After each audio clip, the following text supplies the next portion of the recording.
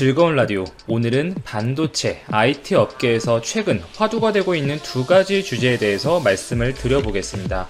또 한 번 한국의 삼성전자가 중국과 일본을 충격에 빠뜨리는 발표를 했는데요. 추천, 구독 한 번씩만 부탁드리면서 시작하겠습니다. 삼성전자의 차이나 엑소더스가 더 본격화되는 것일까요? 중국 장수성 수저우 컴퓨터 공장에서 PC 생산을 중단하고 대규모 감원을 하겠다는 내용이 언론에 보도가 되었습니다. 홍콩의 사우스 차이나 모닝 포스트의 보도에 따르면 삼성은 수저우 공장에서의 PC 조립, 생산을 중단하고 R&D에만 힘을 쏟을 예정이라고 하는데요. 이로 인해서 작년 말 기준 1,700명의 인력 가운데 절반가량 1000여 명의 감축이 불가피한 상황이라고 합니다. 삼성전자에게 수저우 공장은 어떠한 의미를 갖고 있느냐 보면 2005년부터 중국에서 운영되기 시작한 이 삼성의 해외에 있는 유일한 컴퓨터 제조 공장이라는 점에서 의미가 있습니다. 한창 중국에서의 사업이 활발했던 2010년대 초반만 하더라도 직원 수가 5,000명 이상을 상회하였고 중국 외부로의 수출액이 5조 원을 돌파했었던 삼성에게 큰 수익을 안겨줬던 생산 공장이었습니다. 그러나 이후에 전반적인 PC 산업이 내리막길을 걷고 글로벌 경기 침체, 중국 내에서의 입지 약화 등이 겹치면서 수출액이 2018년 기준 1조 2천억 정도로 감소한 상태입니다. 최근 중국 내에서 삼성전자의 행보에 주목해볼 필요가 있죠. 이 생산 라인, 공정의 재배치를 빠르게 추진하고 있습니다. 한국의 평택, 중국의 시안 공장 투자가 지금 예정대로 진행되어서 하반기부터 양산에 기여할 것으로 보고 있고, 이 반도체 외 산업, 가령 스마트폰 산업의 경우에는 2018년 말 텐진 공장에 이어서 지난해 중국 내 마지막 스마트폰 생산 기지였던 이 광둥성의 후이저우 공장마저 가동 중단시킨 상태입니다. 이 삼성전자가 스마트폰, PC 산업에서 중국 내 생산 라인을 폐쇄시키는 기본적인 이유는 수익성 감소죠. 이 삼성전자의 전자 제품들이 분명 중국 내에서 최근 몇 년간 특히 사드 사태를 기점으로 고전을 면치 못하는 것이 사실이고, 이 중국 제조기업들의 기술력이 많이 올라오고 여기에 중국 자국 국민들의 애국 소비, 이 자국 기업들의 이러한 소비 성향이 겹치면서 실제로 삼성전자의 중국 내 스마트폰 시장 점유율은 1% 미만까지 내려간 상태죠. 이 PC 시장의 경우에도 화웨이, 델, 레노버 등의 기업에 밀려서 10위권도 간당간당한 상태입니다. 이러한 상황 속에서 이 반도체 외에 다른 전자산업 분야에서 삼성전자가 굳이 중국에 남아있을 이유가 없어졌으며, 중국을 대체해서 베트남, 인도로 공장을 이전하고 있는 추세입니다. 중국 대신 베트남이 차기 PC 생산 라인을 갖출 삼성의 공장 후보지가 될 가능성이 높아지고 있고요. 이렇게 삼성의 중국 철수 소식에 대해서 중국 현지에서는 매우 우려 섞인 시각으로 바라보고 있습니다. 지역경제 초토화가 한 번 더 발생할 것 같다. 중국 언론들은 이와 같은 내용을 골자로 한 언론 기사들을 연이어 내보내고 있으며, 작년에 삼성전자가 후이저우 공장을 폐쇄시켰을 때 인근 업체들의 60% 이상이 사업을 철수했었고, 연관된 공장 100여 곳이 생산을 중단하는 등의 이 연관된 다른 중국 현지 기업들의 경제적인 타격이 어마어마했다는 것입니다. 이번에도 동일한 규모의 경제적인 충격이 발생할 것으로 현지에서는 이미 걱정을 하고 있고요. 해외 제조 기업들, 특히 미국의 동맹 국가인 한국 기업들의 입장에서 앞으로 중국 시장을 어떻게 바라봐야 할까요? 지금 세계는 미국과 중국이 대립하는 구도, 미국은 민주주의를 수호하는 국가들의 연합, 이 중국을 대항하는 경제연합 EPN을 추진 중에 있습니다. 중국도 이러한 미국 중심의 중국을 배척하는 양상이 단기간에 끝날 사안이 아니라는 것을 잘 알고 있어요. 그렇기 때문에 철저히 중국 내수에 힘을 기르는 쪽으로 산업 구조를 재편하고 있습니다. 얼마 전에 있었던 시진핑 주석 주도의 중국판 뉴딜, 그 핵심도 그러한 부분이었고요. 이 미국을 포함한 서방 국가들의 연대에 대비해서 중국 제조업 기업들이 해외 시장에서의 입지는 감소할지언정 중국 내수 시장만큼은 확실히 확보하고 들어가겠다는 것입니다. 정부가 도와주겠다는 것이에요. 결국 해외 기업들은 중국에서 영향력을 발휘하기가 앞으로 더 어려워질 수밖에 없습니다. 수익성도 낮아지고 있는데 앞으로 중국 정부는 중국 기업들을 더 밀어줄 수밖에 없는 상황이고, 중국 내에서 인건비도 계속 올라가고 있고, 결국 해외 기업들이 중국의 생산 라인을 남겨둘 이유가 없어지고 있다는 것입니다. 그리고 대부분의 선진국가가 만약 미국의 편에 가담을 하게 되고 중국에 정말 고립되는 구도가 나온다면, 과연 이러한 많은 제조 기업들 입장에서 이 중국이라는 고립된 국가에서의 사업, 매출이 과연 어떠한 의미가 있겠습니까? 이 중국 사업 축소가 당연한 그림인 것이죠. 오히려 향후 미국 중심의 경제연합에서 세계의 공장 역할을 할 것은 중국이 아니라 인도 시장이에요. 인도 시장을 선점하기 위한 노력이 오히려 필요한 상황이라는 것입니다. 인도 내에서 이 중국에 대한 반중 감정이 격화된 지금이 인도 시장에서 한국 기업들의 영향력을 강화시킬 적기라고 볼 수가 있습니다. 그러한 부분에서 오히려 한국이 미국 주도의 연합 EPN에 일찍 참여해서 인도 시장을 선점하는 것이 바람직하지 않는가라고 몇몇 전문가들이 이야기를 하는 이유가 되는 것이죠. 자, 다음 소식으로 넘어가 보겠습니다. 지난 30일 삼성전자의 2분기 컨퍼런스 콜이 있었죠. 당시 삼성은 실적 발표와 동시에 몇 가지 쟁점에 대한 답변을 했는데요. 일각에서 제기되고 있는 이 5나노 파운드리에서의 수율 감소 문제, 그것은 해결이 되어가고 있으며 특별한 문제가 없다. 그리고 고성능 포토 레지스트를 직접 개발하겠다. EUV 노광 장비를 활용한 D램 생산 일정을 설명하면서 해당 내용을 언급했습니다. EUV 장비는 차기 미세 공정의 핵심이라고 볼 수가 있죠. 이 기존의 DUV 장비에 비해서 보다 낮은 파장 영역대를 사용하고, 그렇기 때문에 기존 장비에 비해서 보다 세밀한 회로 형성이 가능해 7나노 미만 초미세 공정에서 EUV 장비는 필수적인 파트입니다. 이 DUV 장비로 물론 멀티 패터닝 기술을 활용해서 이 7나노 제품까지는 일정 수율, 단가 등을 포기하면서 생산을 할 수가 있지만, 향후 5나노, 4나노, 3나노 이런 초미세 공정에서는 EUV 장비가 필수적이에요. 해당 장비는 네덜란드 ASML에서 독점 생산하고 공급하고 있습니다. 실제로 중국의 파운드리 업체 SMIC 역시 이 ASML로부터 EUV 장비를 받기 위해서 혈안이 되어 있었지만 미국 정부의 반대로 장비 구입을 하지 못하는 상태죠. 결국 상황이 급한 중국이 화웨이를 주도로 직접 반도체 리소그래피 장비를 개발할 수도 있다는 현지 언론들의 보도도 나오고 있는 상황이에요. 이 EUV 장비를 활용한 노광 공정, 거기에 이용되는 포토 레지스트는 사실상 전량 일본에서 들여오고 있었죠. 이 시네츠와 JSR, TOK 등의 일본 기업들에 대한 의존도가 매우 높았어요.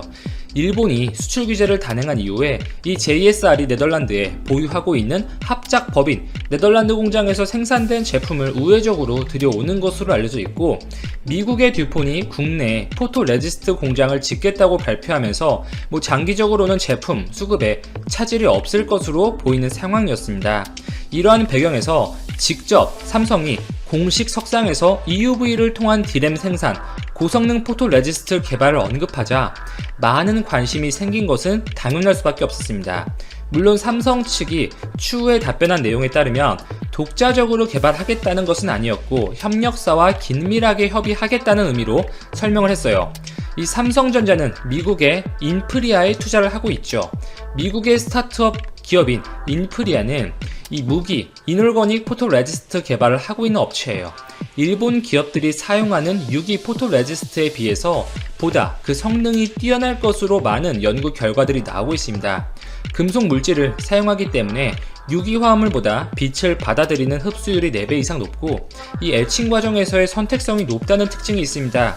기존의 올거닉 PR의 단점으로 꼽히는 회로 선폭의 불균일성이나 에칭 과정에서의 선택성이 낮은 문제를 개선시킬 수 있을 것으로 보고 있어요. 실제로 인프리아의 경우에 스타트업 업체이고 본인들의 사업, 제품을 적극적으로 알리는 시기인 만큼 적극적으로 학회 발표, 논문 등을 내놓고 있는데 이러한 과정을 통해서 본인들의 장점, 우수한 기술력을 어필하고 있습니다. 이렇게 포텐셜이 충분한 인프리아의 지분을 갖고 있는 것이 삼성전자죠. 그리고 국내에서도 이 전남대학교 주도로 EUV용 이놀거닉 PR의 개발에 대해서 본격적인 연구가 진행될 것으로 보여요. 최근 전남대학교가 해당 내용을 골자로 한 이 연구가 연구개발 국책 사업으로 채택이 되었다는 소식이 전해졌습니다. 그리고 EUV용 PR에 이 국내 자체 생산도 가속화가 붙은 상황인데요. 이 동진 세미캠에 대한 추가 지분 투자 가능성도 점쳐지고 있죠.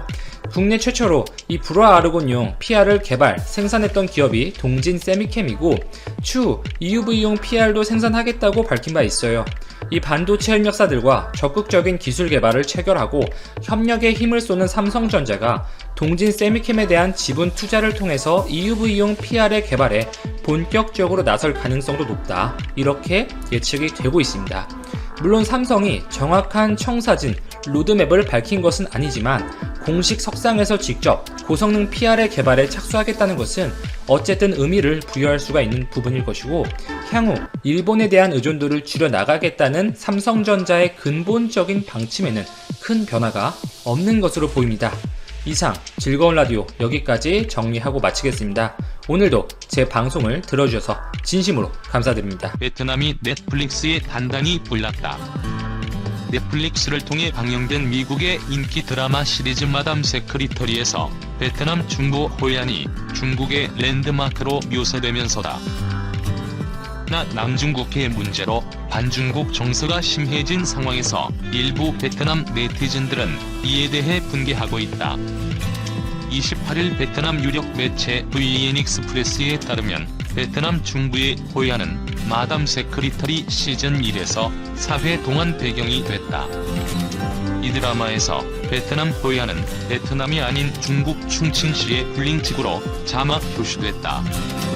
베트남에서는 마담 세크리터리를 볼 수 없는데 호이안이 중국 충칭으로 표시된 자막의 스크린샷은 페이스북 등 SNS를 통해 공유됐다. 이를 확인한 베트남 네티즌들은 실망감을 표시했다. 베트남인들이 호이안에 대한 자부심이 상당하기 때문이다. 호이안은 지난 1998년 유네스코 세계문화유산으로 지정됐고 베트남의 최고 관광명소 중 하나다.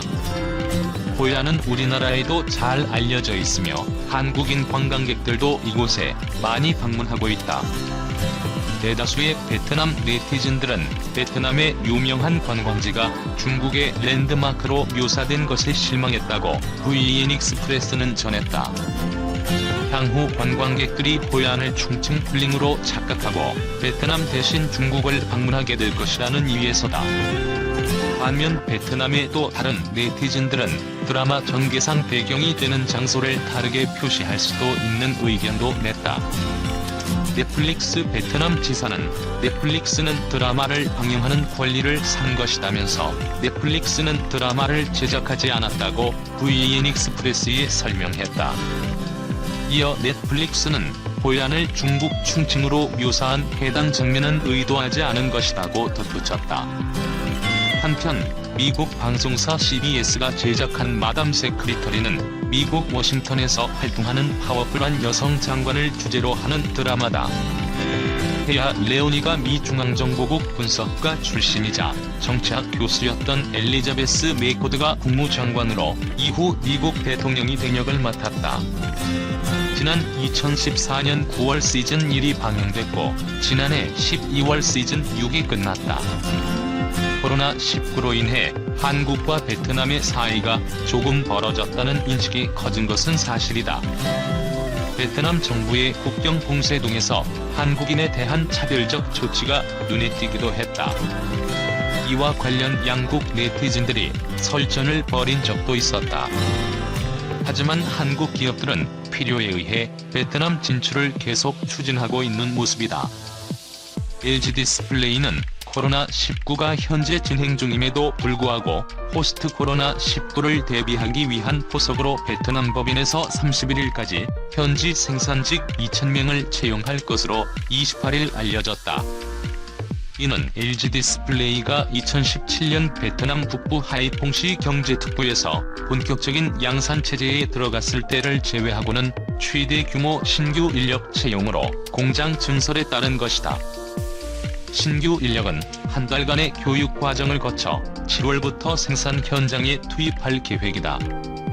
LG 디스플레이 측은 하반기 생산 물량 확보 상황을 봐가며 인력을 추가로 채용할지 결정할 예정이다. 베트남 정부는 LG 디스플레이에 대해서는 코로나19 중에도 특혜를 베풀어 왔다.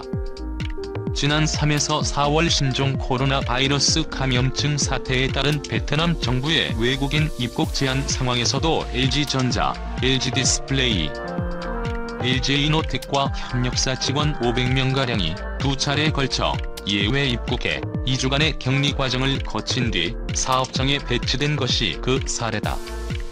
LG전자 엔지니어는 휴대폰, 자동차 부품, 생활가전 등의 신제품 개발과 생산을 지원하고 LG 디스플레이 엔지니어는 OLED 모듈 공장을 운영한다. 현재 LG 측은 필수 인력의 추가 예외 입국을 추진하고 있다.